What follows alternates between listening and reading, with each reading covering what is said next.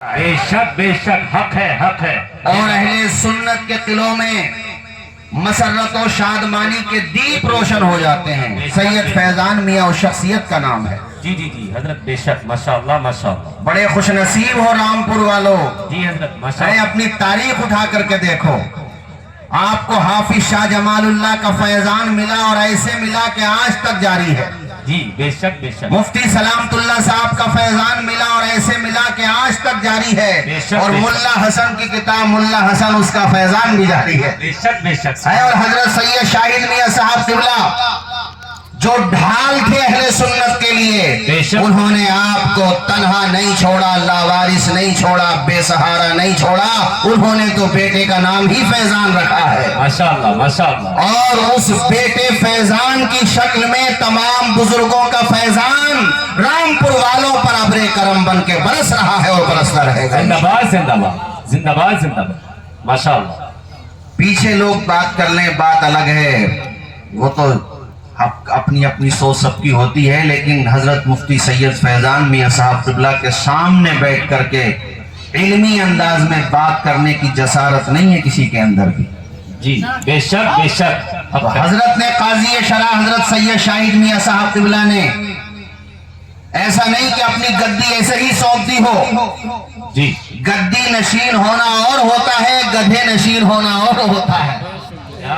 تو حضرت نے گدی نشین بنایا اور پہلے پڑھایا، قابل بنایا۔ میرا تو بہت گہرا معاملہ ہے نا، میں جانتا ہوں علمی لیاقت کو، ان کی صلاحیت کو، علمی استحضار کو، اور اللہ پاک نے جو قوت استدلال کی صلاحیت سے نوازا حضرت مفتی سید فیضان میاں صاحب قبلہ کو۔ یہی وجہ ہے کہ آج تک کوئی سامنے بیٹھنے کے لیے تیار نہیں ہوتا ہے، حالانکہ کوئی آئے گا تو استقبال ہے، بات کرے۔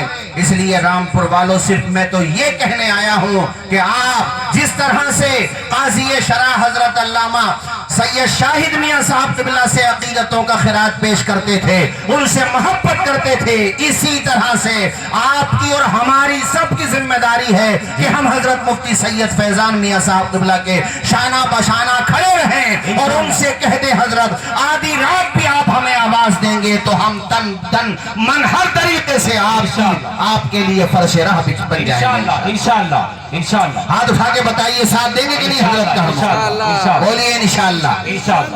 اللہ تعالیٰ خوب برکتیں عطا فرمائے۔ ایک 3 باتیں کہہ کر کے میں گفتگو ختم کروں گا چونکہ ٹائم بھی نہیں ہے۔ دیکھو ابھی مجھ سے پیشتر خطاب ہو رہا تھا، میں یہ نہیں پتا کس نے کیا تھا، میں سن رہا تھا تو تعلیم کا ذکر کر رہے تھے، وہ بڑا اچھا انہوں نے کہا حضرت کے بارے میں کہ حضرت نے علم کے چراغ روشن کی، اور جامعہ اسلامیہ کوئی معمولی ادارہ نہیں ہے۔ جی حضرت ارے بڑے بڑے اداروں میں پروفیسر بنے ہوئے ہیں، یہاں کے پڑھے ہوئے آپ کو پتہ نہیں ہوگا شاید ابھی، جامعہ اسلامیہ کے پڑھے ہوئے پروفیسر بن گئے۔ میں نام بھی لے سکتا ہوں مگر سلسلہ طویل ہو جائے گا۔ جامعہ اسلامیہ الجامعۃ الاشرفیہ سے لے کے جمدہ شاہی روناہی علیمیہ جامعۃ الرضا، وہ کون سا ادارہ ہے بھارت میں جہاں پر جامعہ اسلامیہ رامپور کے طلبہ کامیاب نہ ہوتے ہو؟ الحمدللہ کوئی ادارہ نہیں ہے، بہترین تعلیم ہوتی ہے یہاں پر۔ کتنے پتھروں کو ہیرا بنا دیا گیا، وہ آج چمک رہے ہیں، دمک رہے ہیں۔ تو مجھے سب سے پہلی بات جو کہنا وہ یہ ہے کہ حضرت کا پیغام تھا آدھی روٹی کھائیے، بچوں کو پڑھائیے۔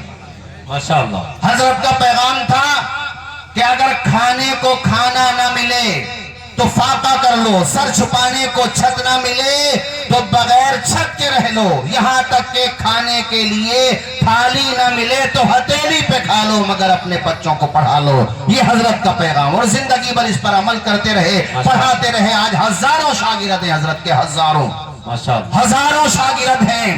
گویا کہ شاہد میاں صاحب قبلہ نے یہی پیغام دیا، حوصلے اس طرح آزمایا کرو، مشکلیں دیکھ کر مسکرایا کرو، بھلے دونی والے کم کھایا کرو، اپنے بچوں کو لیکن پڑھایا کرو۔ ذرا زور سے بولو، اپنے بچوں کو لیکن تعلیم کی طرف توجہ دلائی حضرت نے، اور اسی مشن کو آج ان کے تلامذہ، ان کے شہزادگان، ان کے معتقدین آگے بڑھا رہے ہیں۔ اللہ پاک کامیابی عطا فرمائے۔ دوسری بات دوسری بات، بس 10 منٹ میں گفتگو ختم کرتا ہوں. دوسری بات جو مجھے کہنا وہ یہ ہے، دیکھو باتیں بہت ہیں مگر بنیادی طور پہ 3 چیزوں کے بغیر ہم کامیاب نہیں ہو سکتے. جی. ایک تعلیم، زور سے بولو. کیا کہا میں نے؟ تعلیم. اونچا بولیے، کیا کہا؟ شکشا. جیسے میں نے کہیں پر پڑھا کہ شکشا جو ہے یہ شیرنی کا دودھ ہے گویا کے، جو جتنا پیے گا اتنی دہاڑے گا. ماشاءاللہ. ایک تو تعلیم، دوسرا تجارت. تجارت کی جہاں تک بات ہے تو خود قرآن پاک میں اللہ پاک نے فرمایا احل اللہ البیع وحرم الربا. اللہ پاک نے خرید و فروخت کو حلال کیا اور اس کے فضائل بیان کیا حدیث میں. بلکہ وہ تاجر جو امانت دار، دیانت دار، ایمانداری کے ساتھ بزنس کرتا ہو، محنت کرتا ہو، لگن کے ساتھ، کسی کا نہ اپنے پاس رکھتا ہو، کسی کے ساتھ زیادتی نہ کرتا ہو، غبن فاحش میں مبتلا نہ ہو، دھوکہ دھڑی نہ کرتا ہو، ایسے تجار کے بارے میں حدیث میں آیا کہ وہ انبیاء کے ساتھ اٹھایا جائے گا قیامت کے. اس کا مطلب یہ ہوا کہ تجارت کرنے کی ترغیب قرآن نے بھی دی ہے. زور سے بولو نا، سبحان اللہ. حدیث نے بھی دی ہے. تو آپ تجارت کو اپنائیے، تجارت کیجئے. سیدنا ابو بکر صدیق کپڑوں کی تجارت کرتے تھے الگ الگ طور پہ. خود ہمارے پیارے نبی ابھی بچپنا ہی تو تھا، اپنے چچا کے ساتھ آپ نے ملک شام کا سفر کیا تجارت کے لیے. جی ماشاءاللہ. ہم سب کی ماں حضرت خدیجہ الکبریٰ، ان سے بڑی تاجرہ نہ ان کے عہد میں کوئی خاتون تھی نہ بعد میں ہو سکی. بے شک بے شک. اتنی عظیم خاتون تھی، پیغام دیا. ماشاءاللہ. اور حضرت عبد الرحمن ابن عوف جب مدینہ شریف ہجرت کر کے گئے تو یہ بھی تاریخ انسانی کی بے مثال ایک واقعہ ایسا کہ آدمی حیرت میں پڑ جاتا ہے کہ آج سگے بھائی کو سگا بھائی اپنا مال دینے تیار نہیں ہوتا. سگے بھائی کو اپنا چھوڑو اس کا دینے تیار نہیں ہوتا. جس بھائی کی زیادہ پاور ہوتی ہے وہ اپنے بھائیے کا مال دبا لیتا. بتاؤ غلط کہہ رہا ہوں میں؟ اور یہ بھی سن لو اس میں آئے ہوئے لوگوں، اگر کوئی کسی کا ناحق، ادھر دیکھو میری طرف، اتنی زمین دبائے گا ایک بالشت.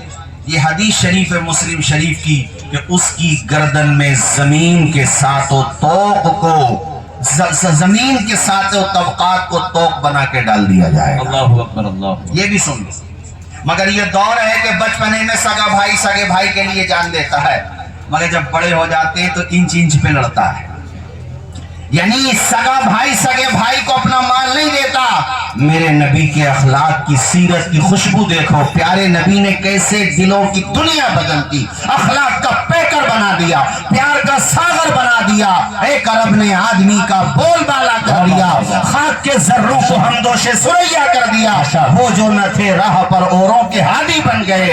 کیا نظر تھی جس نے مردوں کو مسیحا کر دیا. ماشاءاللہ ماشاءاللہ. اور یہ تو وہ لوگ تھے اوس و خزرج، تو قبیلے مدینے میں کہ ان کی لڑائیاں شروع ہوئی تھی تو صدیاں گزر گئی، لڑائیاں ختم نہیں ہوتی تھی. مگر میرے نبی نے کیسا ان کو نرم دل بنا دیا کہ جب مہاجر یہاں سے مکہ شریف سے ہجرت کر کے مدینہ گئے تو پیارے نبی نے مدینے میں جو رہنے والے تھے ان کو انصار مدینہ کہتے تھے، ان کو بلایا اور ایک ایک بندہ، ایک ایک انصاری صحابی کے سپرد کر دیا. کہا یہ تمہارا بھائی ہے، یہ تمہارا بھائی ہے، اس کو